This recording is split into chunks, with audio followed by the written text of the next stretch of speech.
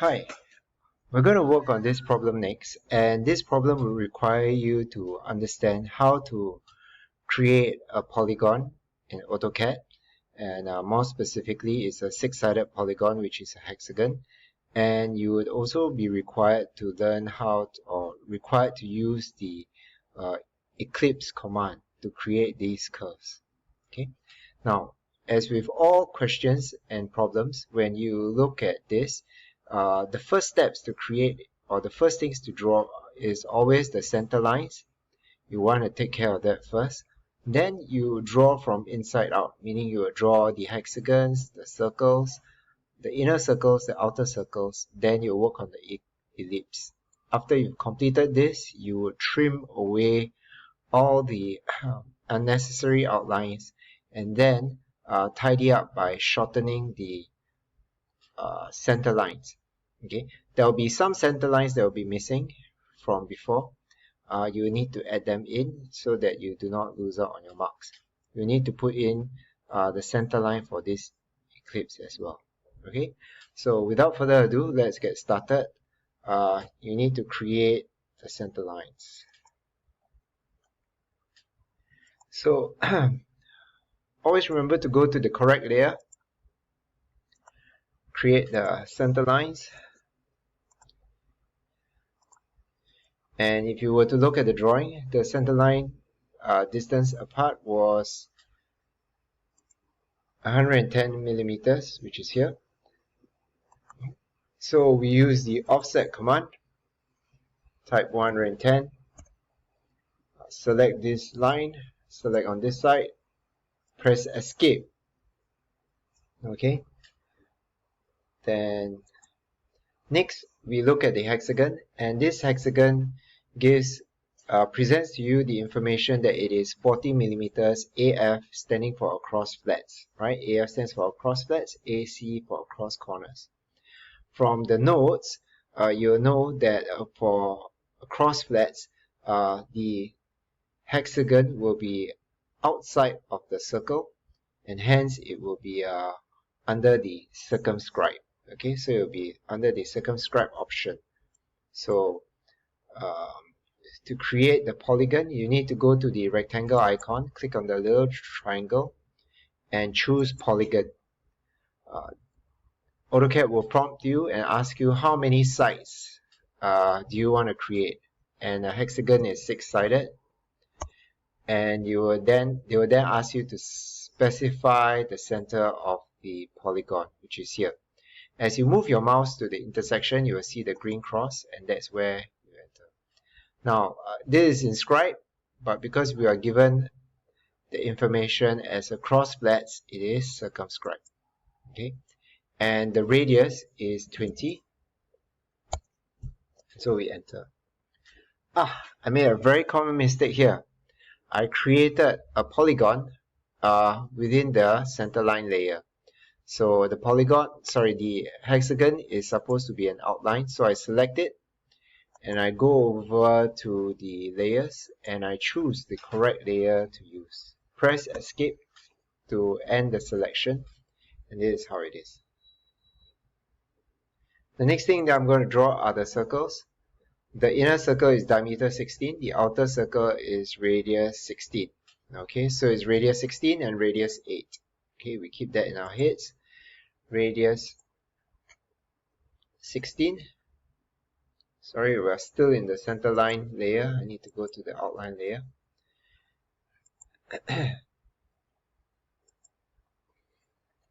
Radius 16.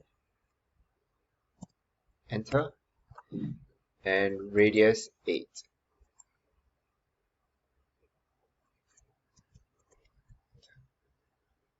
Now, the next thing that we are going to draw is the eclipse, okay?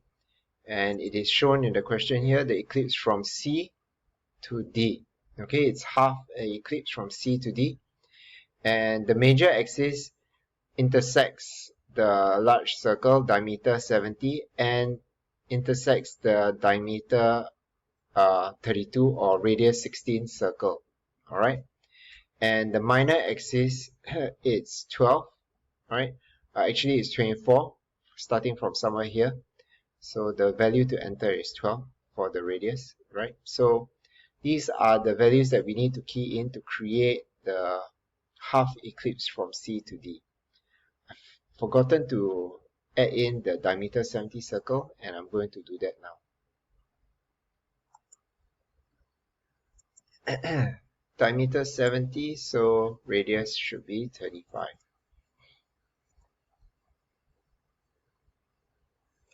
To create ellipse, I'll use this option where I choose the axis and the end, which is here, to this end,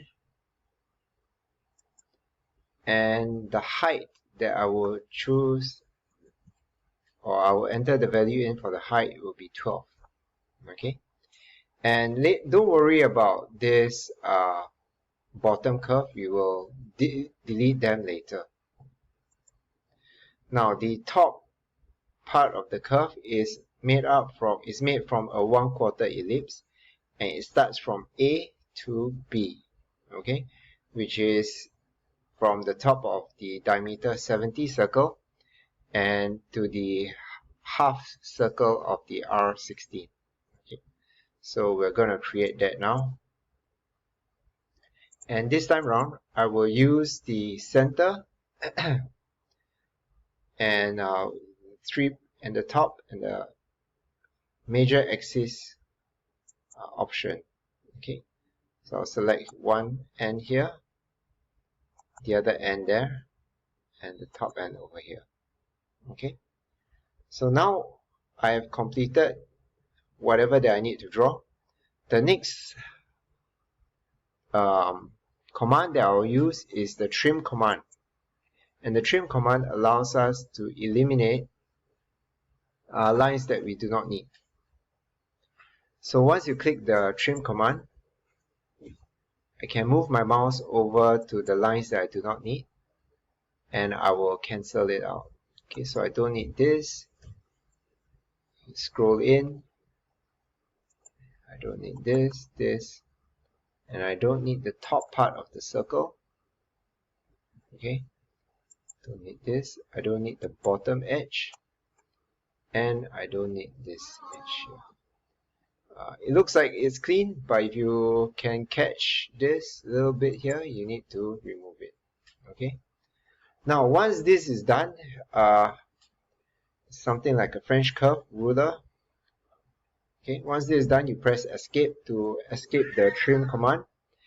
And the next thing that you need to do is to tidy up the center lines. Okay. And what I do is I click on the center line. Let me show again. And you'll see the blue square. Click on the blue square and you zoom in. And you want to trim the center line such that it is close to the edge of the outline. Okay? Pardon the noisy cat. This is what we have.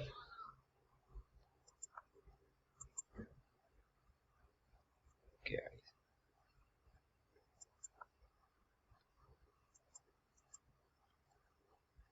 Select the line.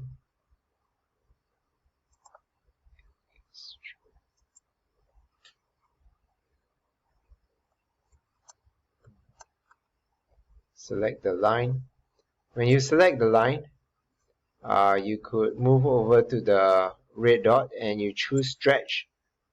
Okay, so that you could stretch it. Okay, and you think that this is completed, but remember there is a center line that you need to draw over here. Now it will be quite tricky to draw the center line because you do not know where the center line is exactly.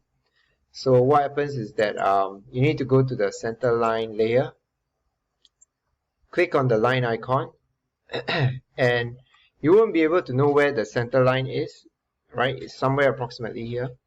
But to figure out where is the exact location, you need to move your mouse to the edge of the eclipse. And you can see that there is a little white cross that appears, and that is the center line, right? So if I press escape and I put a line here, if I move around here, the white cross wouldn't appear. You need to move your mouse to the edge and the white cross appears. Now, when you move your mouse back to the white cross, you drag it down just a little because it needs to pass through that line, and you draw it further up.